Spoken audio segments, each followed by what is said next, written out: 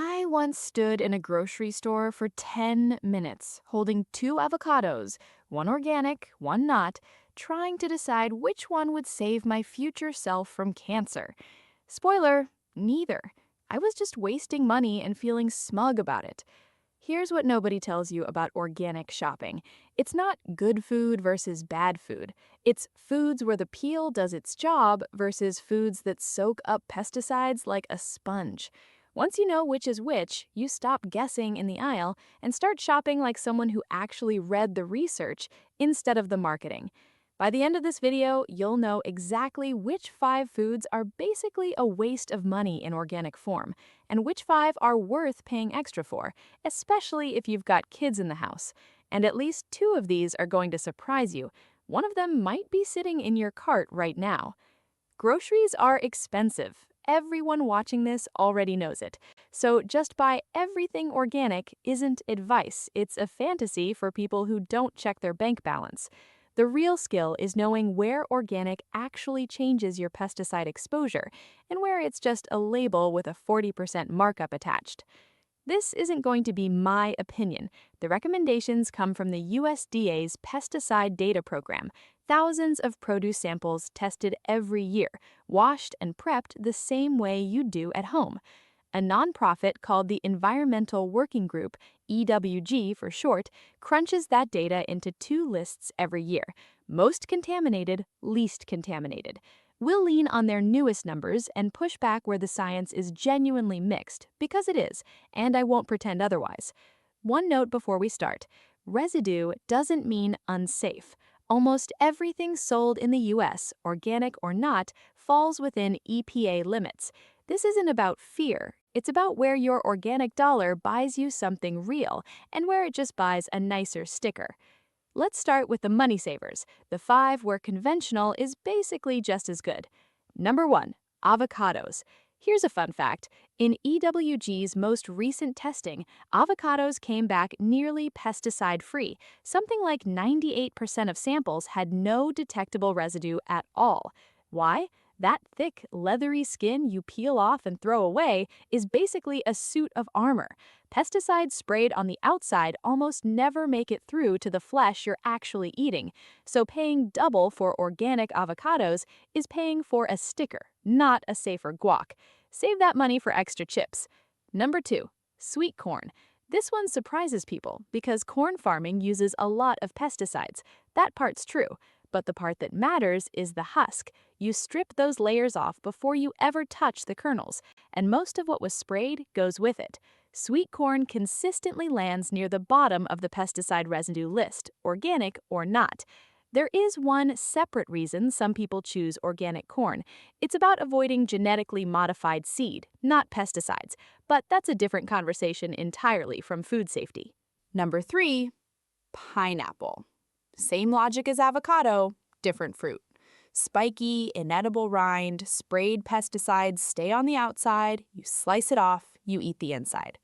Pineapple routinely tests as one of the cleanest fruits in the entire dataset. If you've ever felt a flicker of guilt buying the conventional pineapple at the grocery store, you can let that one go. Number 4, onions. Onions grow with a protective layer of papery skin, and underneath that, they're dense and don't absorb much from the soil compared to leafier crops. Testing consistently shows onions near the bottom of the contamination list. This is the one where I think the always buy organic crowd has just never actually looked at the data, because onions get lumped in with vegetables are scary without anyone checking the numbers. Number 5, cabbage. Tightly wrapped layers of leaves mean the outer ones take the hit, and the inner leaves, the ones you actually cook with, stay largely protected. Cabbage shows up reliably on the clean list year after year. If you're making coleslaw or kimchi on a budget, conventional cabbage is not the place to spend extra. So that's 5 foods where the peel, husk, or layers are doing the work for you, and organic is mostly just a markup. You'll definitely want to stick around for the next part, though, because the next 5 flip that logic completely, and the reasoning behind each one might genuinely change how you shop. Let's talk about where your money should actually go. Number 1, strawberries. No peel, no protective layer, just a soft, porous surface that soaks up whatever's sprayed on the field. Strawberries have ranked at or near the top of the most contaminated list for years, and the most recent testing found pesticide residue on the overwhelming majority of samples, often 4 or more different chemicals on a single batch. If you're buying fruit for kids specifically, this is the one I'd prioritize first. Number 2, spinach. Here's where it gets a little unsettling. Leafy greens like spinach have a huge surface area relative to their weight, no skin to speak of, and they grow low to the ground where they pick up residue easily. Spinach has consistently ranked among the most pesticide-contaminated vegetables tested, and recent reports found measurable pesticide levels well above what you'd see in something like a cabbage. The wrinkly, folded texture of the leaves doesn't help either. There's more surface for things to cling to. Number 3, kale and other leafy greens, collards, mustard greens, that whole family. Same problem as spinach, arguably worse. These crops attract certain pests aggressively, which means more spraying, and that same huge unprotected leaf surface holds onto it.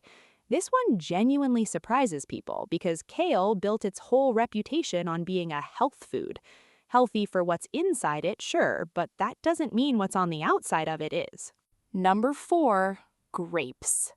Thin skin, grown in tight clusters, and typically not peeled before eating, that combination is almost a perfect setup for pesticide residue to stick around. Grapes have shown up reliably high on contamination testing for years, and recent data also flagged a newer concern, a class of forever chemicals called PFAS turning up in pesticides used on certain fruit, including grapes' close relatives, peaches and plums, at startlingly high rates, close to 90% of samples in some testing. That's not a typo. PFAS chemicals don't break down in your body or the environment, which is a meaningfully different kind of concern than a residue that just washes off. Number 5, and this is the one I think people care about least and should care about most, peaches. Soft skin, fuzzy surface that traps residue rather than letting it rinse away, and now that PFAS finding I just mentioned. Nearly 90% of peach samples in the latest testing showed signs of fludioxonil, a fungicide that falls into that forever chemical category. That's not me trying to scare you, that's just what the numbers say. This is the recommendation that more than any other on this list actually changed how I shop. I used to think peaches were a treat-yourself produce splurge. Now I think of them as a spend the extra $2 produce decision. So here's where that leaves us. Tough, protected produce, avocado, corn, pineapple, onion, cabbage, conventional is fine, save your money. Soft, exposed, no-peel produce, strawberries, spinach, kale, grapes, peaches, that's where organic actually buys you something real. And to be fair to the other side of this conversation, there are legitimate scientists and industry groups who argue these rankings overstate the danger, since the vast majority of all tested produce, organic or not, falls well within EPA safety limits, and some samples show no detectable residue at all. That's worth knowing too. Nobody's produce aisle is secretly poisoning anyone. This isn't about danger. It's about where you get the most protection for your organic dollar, especially if you're feeding young kids or you're pregnant, when err on the side of caution actually makes sense.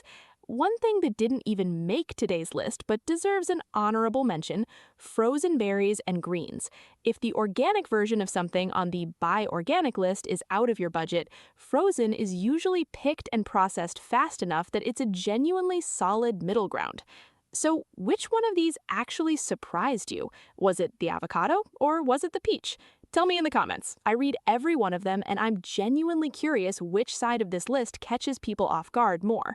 If this kind of practical, evidence-based grocery breakdown is useful to you, there's more of it coming. Subscribe if you want the next one when it drops. And if you want to go even deeper on how organic standards actually work, including the fact that organic doesn't mean pesticide-free, there's a video right here that gets into exactly that.